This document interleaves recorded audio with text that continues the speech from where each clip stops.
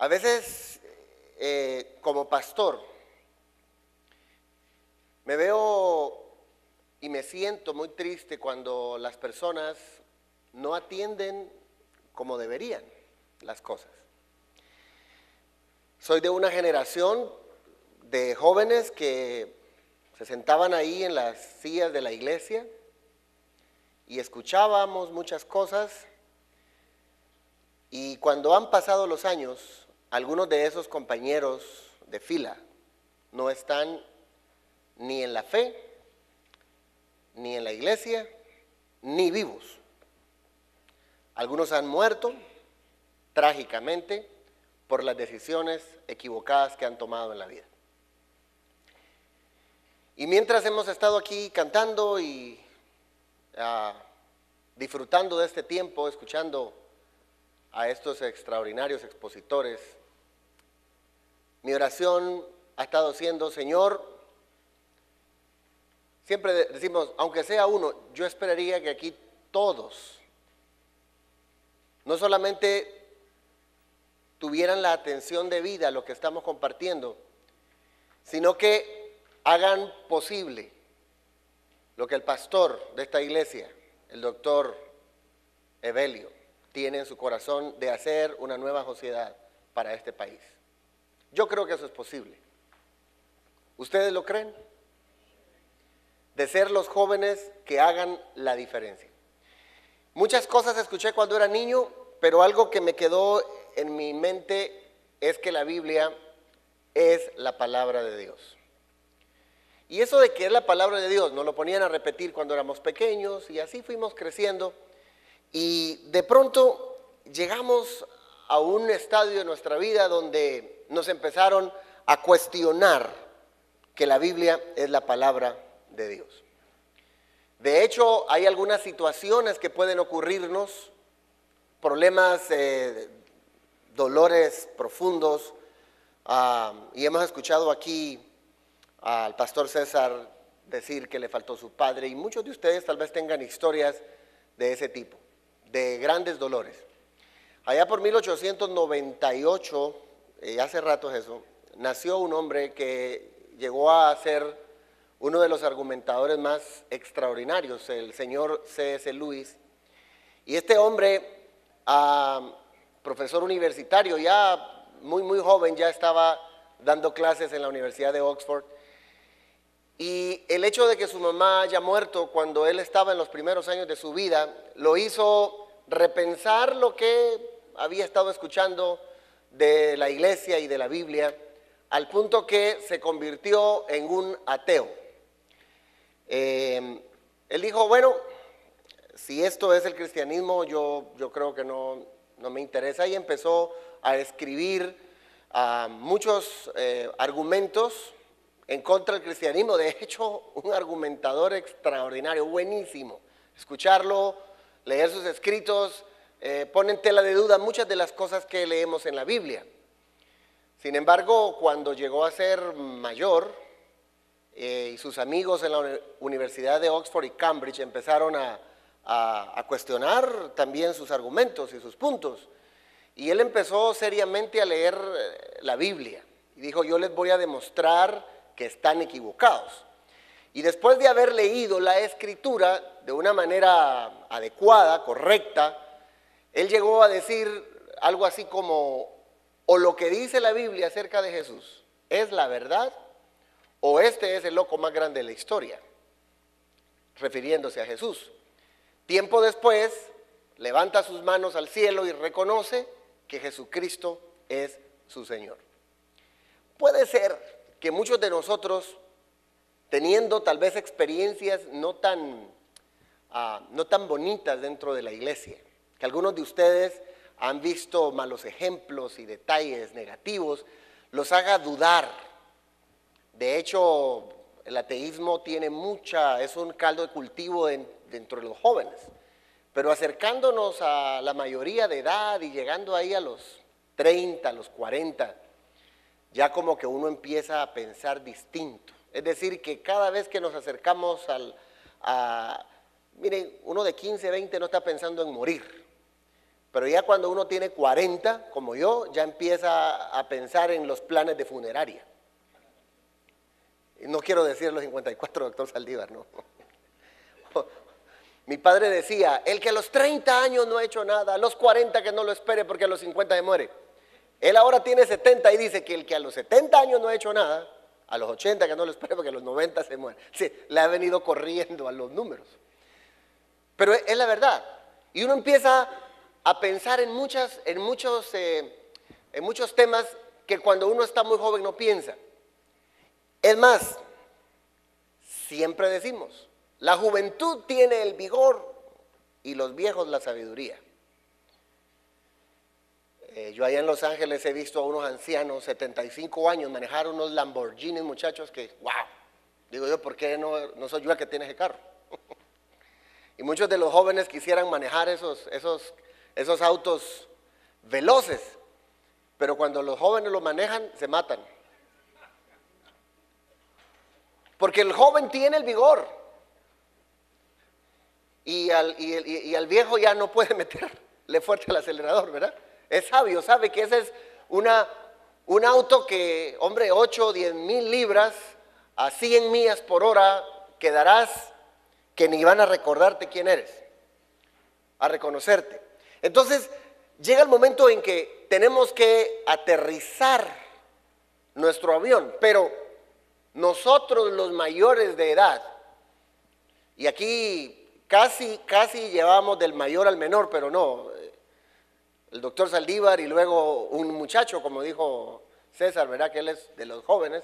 No, yo ya empiezo a ser de los veteranos, 40 y fracción de años, porque uno al principio dice 21, 22, ya cuando empieza a los 40 dice uno, 2, y 3, ya después de los 50 ya no quiere pensar en nada de eso.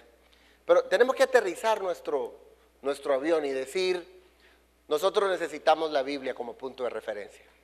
Necesitamos leerla para ser sabios, necesitamos creerla para ser salvos y necesitamos practicarla para ser santos. Pero no santos de los que a veces tenemos en la mente que no, de los que están, que no se mueven. No, gente de este planeta, gente de este mundo que pueda hacer una diferencia.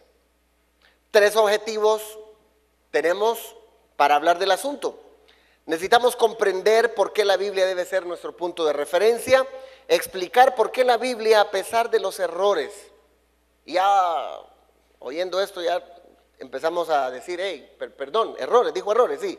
A pesar de los errores de crítica textual, sigue siendo un libro digno de ser creído. Enumerar y explicar los puntos a seguir para hacer de la Biblia nuestro punto de referencia y adoptar la Biblia como nuestro punto de referencia.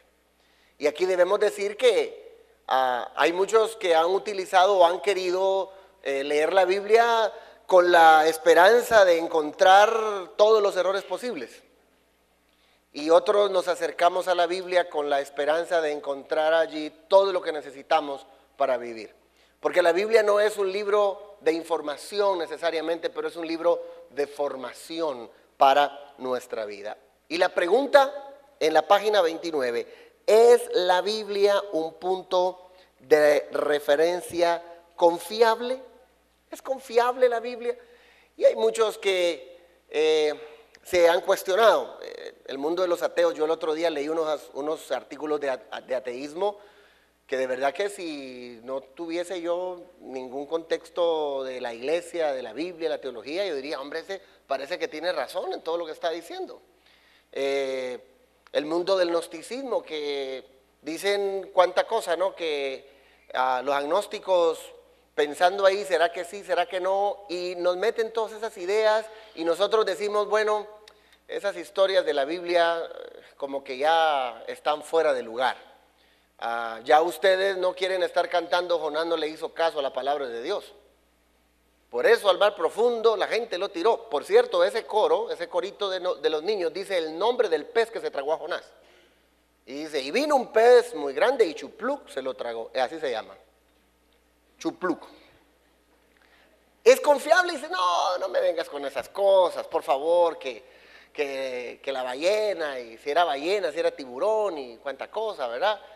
No, a mí háblame de otras cosas y nos empiezan a cuestionar todo ese asunto. Dice, no, mira, la Biblia no es confiable, hombre, porque algunos quieren que la Biblia le responda a todas las cosas. Dice, no es un libro científico, ¿para qué lo leo? Ni es un libro histórico, tiene muchos errores de historia, muchos errores de ciencia. Pues es que la Biblia no es un libro de ciencia, aunque la contiene, pero no es un libro de ciencia. Tampoco es la Biblia un libro de historia, necesariamente, no, eso no es. La contiene, pero no es.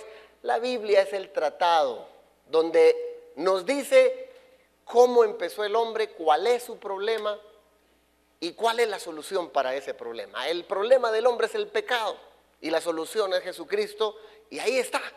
Y si nos ubicamos correctamente, todo saldrá bien. Pero entonces empiezan las preguntas. Pero mira pues, eso, que yo les hablo así porque soy guatemalteco, mira vos, ¿verdad? Nosotros decimos y pues, y ustedes dicen pues, hey, pero es la misma cosa. Le dicen, mira, ese asunto, me vas a venir a decir que Dios escribió la Biblia. Mira, fueron hombres, y cuando a uno lo están criando en la iglesia, uno mata. No, fue Dios. No, hombre, fueron hombres iguales que vos y que yo, se equivocan. No. Y entonces a veces tenemos conflictos con eso. Y muchachos, créanlo que la Biblia no nos bajó del cielo, pastadura, Reni Valera, versión 60 o 95 o 2015, y nos llegó a la casa. No, la Biblia fue escrita por hombres. Para que yo que crecí en la iglesia, me aterrizaran ese avión, que fueron hombres que les quedé, yo quedé en shock. Toda la vida me dijeron que la Biblia, siendo la palabra de Dios, pues entonces fue Dios el que la escribió. Y a veces, ¿verdad? Hasta me decía la hermana de la escuela dominical, y una mano grande bajaba para escribir. Y yo como niño decía, yo hasta miraba la mano. Pero no fue así. Y muchos que nos cuentan muchas historias, a veces en las clases dominicales, que nos hacemos ideas. Así que cuando tenemos que contestar, ¿fueron hombres? Sí, fueron hombres, pero inspirados por el Espíritu Santo. Como diría el profeta mexicano, chanfle. ¿Y cómo así? ¿Cómo está ese asunto? ¿Y eso de inspiración qué es? Y no vamos a meternos en ese tema porque hay conceptos de inspiración, que es el concepto de dictado, que es la plenaria, que etcétera. Pero es como un soplo. Usó a los hombres, a seres humanos, mínimo 40, hay mucho más que eso. Pero los inspiró para dejar un documento, y en los que escribieron originalmente, llamados autógrafos originales, esos no tienen error. ¿Y dónde están para irlos a comprobar? No los tenemos. Pero hay muchas copias de esos textos. Entre más antigua la copia, más fiel. Y saben que se cuestionaba demasiado si lo que teníamos ahora era algo fiel o no. Y cuando descubrieron los rollos del Mar Muerto, que por cierto en esos rollos decía quién mató al mar. ¿Y quién mató al Mar Muerto? Pues el asesino, ¿eh? Se dieron cuenta que eran bien similares. Y hay muchos y agradecemos a esos que buscan los errores de la Biblia, porque algunos ni nos habíamos dado cuenta y nos traen, no, mira, aquí se equivocó, pero es tan mínimos esos dichosos errores que no podemos decir que no es confiable el mensaje de la Biblia. Y luego hubo un proceso para tener el texto que ahora tenemos. Los primeros siglos de la iglesia fueron importantes, las comunidades, las iglesias alrededor, allá en Medio Oriente, las iglesias de alrededor fueron identificando cuáles eran los libros, porque hubo muchos libros, y algo que nosotros le llamamos el canon, o la medida, los criterios, para tener esos libros que ahora tenemos, tanto del Antiguo Testamento, los 39 del Antiguo, como los 27 del Nuevo Testamento. Y la pregunta es, ¿y para qué tenemos ese libro? ¿Para qué tenemos la Biblia? ¿O por qué se escribió? Yo no sé cuál sea la historia de amor más linda que ustedes hayan escuchado, o la que han estado viviendo. Porque algunos aquí les quiero contar que, miren, yo soy muy observador. Yo puedo saber aún quién está enamorado. Permítame, yo los veo. Ay, ahora sí todos ponen atención así, quietecitos. La historia de amor más linda que existe es la que está en la Biblia. ¿Cuántas veces ustedes, muchachos, rogarían a la muchacha para que les diga que sí? ¿Cuántas veces? Algunos llevan como 5 años y no les hacen caso, ¿no? Ya muévanse, chicos. Pero ¿cuántas veces? Posiblemente lo intentarían 1 o 2 veces, o hasta 3. En mi tiempo nos mandábamos papelitos, ahora son textos, mensajitos dicen aquí, ¿verdad?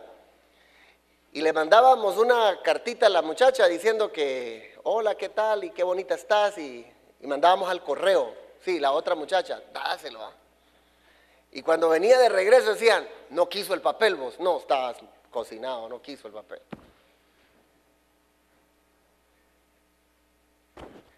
Y entonces, se me olvidó porque estaba diciendo lo del enamoramiento. ¿Cuántas veces le dirías eso? La historia más grande de amor está en la Biblia. Un Dios que, a pesar de que el hombre falla, y falló muchas veces, tenía un plan para salvarlo por amor. Y cantábamos al principio, gracia sublime es. Miren, la palabra gracia es un amor inmerecido y es también incomprensible. Algunos lo han comparado con el amor de la madre, el amor de la mamá o del papá. Pero como dicen que los padres muchas veces no están, el amor de la madre, no importa que sea la peor persona del mundo, la madre sigue amando a ese muchacho. Fíjense, tan grande es el amor que muchos cuando lo ven a usted dicen, ¿a qué patojo, decimos en Guatemala aquí, que sí pote tan feo ese hombre? Pero vaya a preguntarle a su mamá, que lo mira y le dice, ay, qué bonito eres. No hay otro como tú. O como el niño que llegó a decirle a la mamá, en la clase me están diciendo que yo tengo la cabeza muy grande, mamá. Mi hijo, no te preocupes, todos están equivocados. Le costaba darle la vuelta a la cabeza al niño. Ahí tenemos en la Biblia la historia más grande de amor. Dios amando al hombre y queriéndolo salvar hasta que viene Jesucristo y a través de él nosotros somos salvos. Y yo les pregunto, muchachos, ¿cuántos de ustedes han tenido una experiencia de conversión, una experiencia con Jesús? ¿Cuántos de ustedes le han dicho, Jesús, perdona mis pecados, yo reconozco que soy pecador, que estoy mal, pero que tu sangre, tu vida, la que diste en la cruz del Calvario, es la base de mi salvación? ¿Cuántos de ustedes han hecho esa decisión ya por el Señor? Veo que algunos y otros todavía no. Los felicito a los que lo han hecho, pero también ustedes, el resto, puede tomar esa decisión. Y entonces la pregunta es, entonces, ¿tiene errores o no tiene errores? Y tenemos que decir que los autógrafos originales, es decir, los que lo recibieron por primera vez, ellos escribieron inspirados por el Espíritu Santo y eso no tiene errores. Pero hombre, estamos hablando de que la Biblia, el Antiguo Testamento se escribe en hebreo y en arameo, y el Nuevo Testamento en griego, griego koiné, lenguas muertas, nadie las mató, simplemente que conforme va pasando el tiempo, el vocabulario va cambiando. La manera en cómo hablábamos el castellano hace 20, 30 años ha cambiado, y lo que hacen las versiones o las traducciones es tratar de actualizar el idioma. El otro día un pastor estaba hablando que el hombre peca por causa de la concupiscencia, y me dice el hermano que está a la par, ¿y eso qué es, pues, pastor? Me dice, concupiscencia. Le digo, pero ¿qué tal si le dicen que el hombre por su naturaleza pecaminosa, entonces falla? Y dice, ahí sí lo entendí. Y otro dijo, es el pecado original, y el otro hermano dijo, amén. Y le digo, hombre, ¿por qué dices amén, el pecado original? No, dice, a mí me gustan las cosas originales. Necesitamos mejorar el vocabulario para que todo pueda ser entendido. Y hay toda una área en el área teológica, lo que es la crítica bíblica y teológica, para entender los textos y darnos cuenta cuáles son esos detalles que tiene el texto en los cuales necesitamos poner atención para que lo que leamos de la Biblia hoy tenga sentido para nosotros. Que nosotros leemos un español muy, muy antiguo, allá de 100 años atrás, y nos va a costar entenderlo. Y yo doy gracias a Dios por todos los que traducen la Biblia y los que nos dan las nuevas versiones, porque se esfuerzan en darnos un español que nosotros lo podamos entender bien. Y no hay una versión que sea mejor que la otra, solamente las versiones nos ayudan a entender de mejor manera los textos, y gracias a Dios por eso. Ahora bien, para poderla interpretar sí necesitamos estudiar, y hay un área que se llama la hermenéutica, que nos da las reglas para poder interpretar, porque no podemos andar ahí nada más poniendo dedos por aquí por allá. El otro día un muchacho estaba leyendo ahí, ¿qué me dice el Señor? Y abrió la Biblia y puso el dedo y sacó el texto aquel que dice, cuando le dice Jesús al joven rico que vaya a vender todo lo que tienes, ¿verdad? Que venda todo lo que tienes, ve tú ya lo mismo. Dijo, eso no me gusta. Y a veces no entendemos las cosas que estamos leyendo. ¿O qué le parece el muchacho aquel que quería enamorar a la muchacha y le fue a decir al pastor, pastor, yo necesito un versículo para poderle dedicar a mi novia? Y el pastor le dijo, sí, hombre, claro, abre ahí tu Biblia en Primera de Juan, capítulo 4 y verso 18. El chico lo hizo rápido y lo lee y dice, mira lo que dice aquí el texto. En el amor no hay temor, porque el perfecto amor echa fuera el temor. Digo, con este versículo cae la muchacha, me dice que sí. Y va corriendo con la muchacha y cuando la vio, pues los corazones y los pajaritos y todo ese asunto, ¿no? Y las mariposas en el estómago. Y le dijo, ¿sabes que te dedico San Juan 4:18? Pero le dijo Primera de Juan. Y él le dijo a la novia San Juan 4:18. Y la chica emocionada abrió la Biblia y decía el texto, porque 5 maridos has tenido. Y el que ahora tienes no es tu marido. Imagínense ustedes. Y hay gente que anda así, leyendo por aquí, leyendo por allá. No les vaya a pasar las del muchacho. Tengan cuidado. Así que la hermenéutica se va a dedicar a ver los textos, a interpretar los textos y ayudarnos en ese sentido. Ahora, ¿por qué es importante y por qué necesitamos la Biblia como nuestro punto de referencia? Hay personas que dicen todos los libros sagrados son buenos. No, la Biblia dice que en ningún otro hay salvación, porque no hay otro nombre debajo del cielo en quien podamos ser salvos. Y alguien me dijo en Los Ángeles el otro día, ¿no le parece a usted, pastor? Me dijo que eso es muy soberbio. ¿Qué cosa le digo? Que ustedes digan que solo en Jesús hay salvación. ¿No cree usted que también podemos leer el Corán o podemos leer otros libros sagrados? Y yo le dije, todos los libros sagrados para las religiones pueden ser buenos, pero nosotros le decimos al hombre que solo en Jesucristo hay salvación, y hay algunas razones. Yo quisiera que miráramos el siguiente video, que nos va a ubicar de una persona con mucha experiencia, que nos va a dar su testimonio de cómo el Evangelio lo ha transformado. Por favor, vamos en este momento a ver el video. ¿Estamos listos? Ahí está. Bueno, mi nombre es Ronald Padilla. De pequeño vi morir a mi padre. Lo mataron en presencia mía y comenzó, creo, en ese tiempo mi vida difícil. Crecí en las calles en Honduras y como todo me llené de vicios, de drogadicción, de alcohol y todas esas cosas. Por una u otra razón el Señor tenía planes para mí. Dios tenía planes para mí. El día que yo llegué a los Estados Unidos, ese mismo día, mi cuñado Israel Ramírez, que es pastor en una iglesia, me invitó a una campaña evangelística que tenía el hermano Raúl Saldívar. Y llegué ese día a la campaña evangelística y todo bien bonito ahí. Pero cuando comenzó el mensaje y este hombre comenzó a hablar, miré muchos testimonios que se relacionaban conmigo de personas que estaban dando sus testimonios. Yo venía bien dolido de mi vida.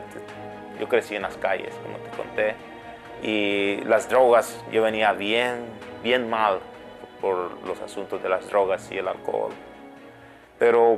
Y este hermano continuó haciendo el llamado y el Señor comenzó a trabajar en mi vida. Cuando de pronto yo sentí que algo tocó mi vida, porque yo caí de rodillas y comencé a llorar. No sé por qué yo no paraba de llorar, honestamente. Ni siquiera podía pararme. Llegaron unos hermanos y oraron por mí y acepté a Cristo en mi corazón. Desde ese día yo estoy viviendo un día a la vez, pero con Cristo. Yo fui yoga, fui masón, fui Rosacruz, meditador trascendental y vegetariano por 10 años consecutivos. Era obvio que lo que me movía era la intención de creer que eso podía servir de algo para algo. Creía en un Dios, de pequeña, inexistente. Claro. Pero creía en él. Claro. Además era católico, es decir, religioso. Y el Señor fue tan misericordioso que cambió mi corazón. Y nací de nuevo. Llegué a la iglesia Lim un 27 de mayo de 1983. El doctor Otoniel Ríos Paredes estaba predicando. Me siento, oigo al doctor Ríos y su predicación fue esta: hombre nuevo. Y cuando él comenzó a hablar diciendo, hay hombres que creen que tienen éxito, que lo han logrado todo, pero en el fondo saben que son un fracaso, que no tienen paz. Ese era usted. Hablándome a mí. Cuando entré al carro y me siento, yo era otra persona. Que lo que yo quiero es permanecer con Jesucristo en mi corazón. Y no importa lo que después pase con todo eso.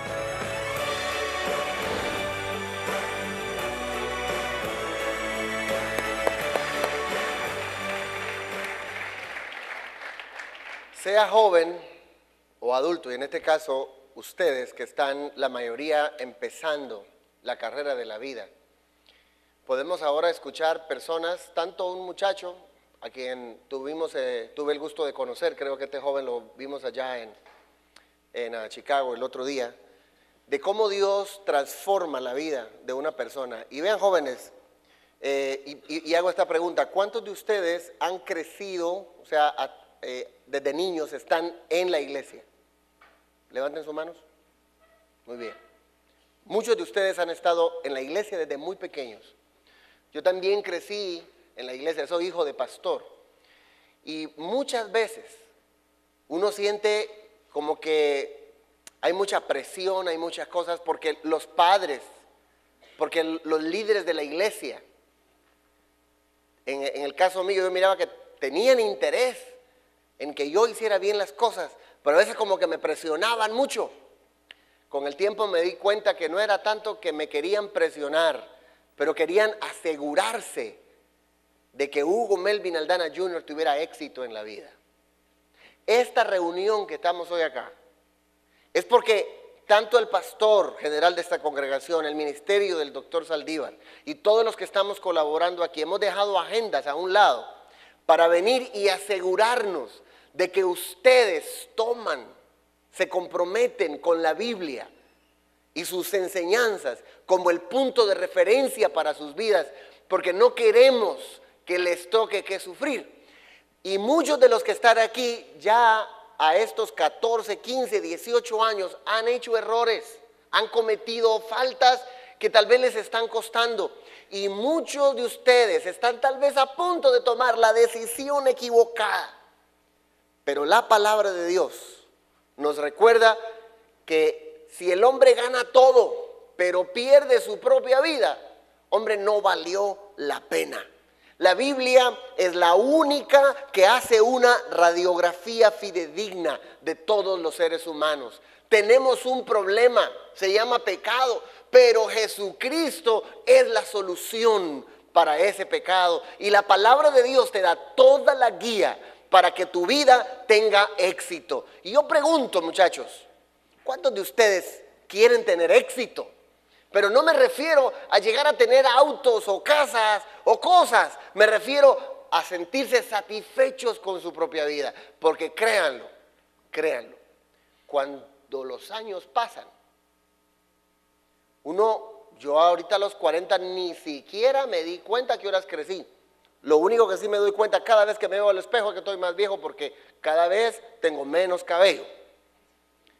Y yo era también así como de los jóvenes que se agarraban la melena, así. Allá en Guatemala a los 10, 15 decíamos, va a sacar la palomita. Ahora no tengo ya ni para hacer el nido, muchachos, ya me lo cuido mucho.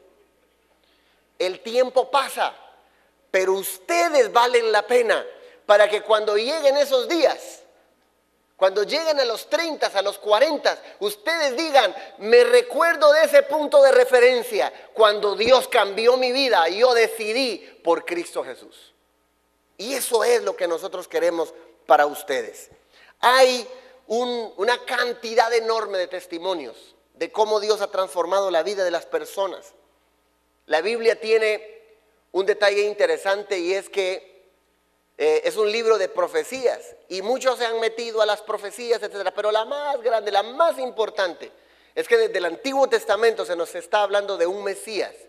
Desde allá del capítulo 12, aún algunos lo sitúan en el capítulo 3 y verso 15 de Génesis. Algunos lo cuestionan o no, pero de la simiente de la mujer vendrá alguien. Y luego en el capítulo 12 de Génesis, Dios llama a Abraham para formar un pueblo y le dice, y de ti, de tu simiente, va a venir la bendición de las naciones. Y al llegar a Mateo, Mateo dice, este es el libro de los antepasados de Jesucristo, hijo de David, hijo de Abraham. Y nos dice el cumplimiento del Mesías, que eso es algo realmente maravilloso. La arqueología ha vindicado la Biblia. Algunos han dudado muchas cosas, pero de pronto encuentran detalles importantes en la arqueología que dicen, señores, la Biblia es cierto, es totalmente verdadera. Y no cuestionen cuestiones de si es historia fiel en cuestiones específicas, si es un libro de ciencia. No, la Biblia es un libro de fe que muestra cómo el hombre falló y cuál es la solución para este hombre. Así que, muchachos, la palabra de Dios es la que puede transformar al ser humano. Ustedes hoy tienen la grandísima oportunidad de decirle a Dios, Señor, yo voy a dirigir mi vista a ti y voy a tomar la Biblia como mi punto de referencia. Si ustedes siguen los principios de la palabra de Dios, van a triunfar. Sus padres, sus pastores, sus líderes, todos los adultos, queremos que ustedes triunfen.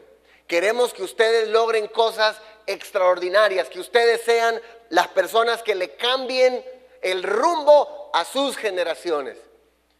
Cuando escucho la historia, por ejemplo, de mi padre, teniendo 2, 3 generaciones de gente alcohólica, y cómo después de él mismo haber caído bajo en cuestiones de alcoholismo, él entregó su vida al Señor, y a esta nueva generación ya no probó alcohol. Yo doy gracias a Dios porque he estado toda mi vida en la iglesia y también he cometido errores, pero cada vez que me he equivocado por sendos errores que he cometido, o pequeños o grandes, siempre he regresado a la Biblia como mi punto de referencia y ahí me da todo lo que yo necesito para hacer las cosas bien. ¿Cómo puedo hacer para que la Biblia se convierta en mi punto de referencia? Primero, se necesita reconocer que debemos cambiar. Podría ser que alguno de los artistas que nos mencionaba el pastor César sea tu punto de referencia. Es increíble que a veces cuando un artista, un deportista decide hacerse un corte de pelo, el otro día todos están haciéndolo igual. Es increíble que cuando alguno de ellos decide por X o Y moda, la siguiente semana todos quieren andar similares. Jóvenes, pongamos de moda a Cristo en nuestra vida y en nuestra generación y hagamos de la vida de ustedes, hagan de la vida de ustedes un punto de referencia para otros. Démosle una dirección distinta. Arrepintámonos de todos nuestros pecados, cambiemos totalmente de dirección y permitámosle a Dios que Él venga a vivir en nuestra vida. Y por último, hagamos un compromiso tal con Dios que nuestra vida pueda ser diferente. La palabra compromiso a veces se usa solo para hablar de matrimonio, no, pero ustedes pueden hacer un compromiso con ustedes mismos y decir, hey, Dios y yo, Señor, me comprometo a ser una persona de calidad, de excelencia, estudiando lo más que pueda. Ya el doctor los desafío a 2 o 3 carreras. Voy a tener un hogar extraordinario, voy a ser un siervo, una sierva de Dios y vamos a hacer cosas extraordinarias para Dios. Les pregunto, ¿cuántos de ustedes toman el reto? ¿Cuántos de ustedes dicen, mi vida y mi generación serán una generación de éxito? Porque la Biblia es ahora, pero será siempre mi punto de referencia. Y les pregunto, ¿cuántos de ustedes toman el reto? Solo pónganse de pie nada más y levanten manos. Y yo quiero dar gracias a Dios por ustedes en 30 segundos. Eso es, levanta tus manos. Repita conmigo esta oración. Padre, en este día te agradezco por esta información que viene a formar mi vida. Perdona mis pecados. Perdóname por no tomarte en cuenta al 100% en mi vida. Pero a partir de hoy, la Biblia será mi punto de referencia. Bendigo mi familia, bendigo mi iglesia. Y gracias, Señor, porque el futuro tiene éxito, porque está en tus manos. En el nombre de Jesús, amén. Un aplauso, muchachos. Dios los bendiga.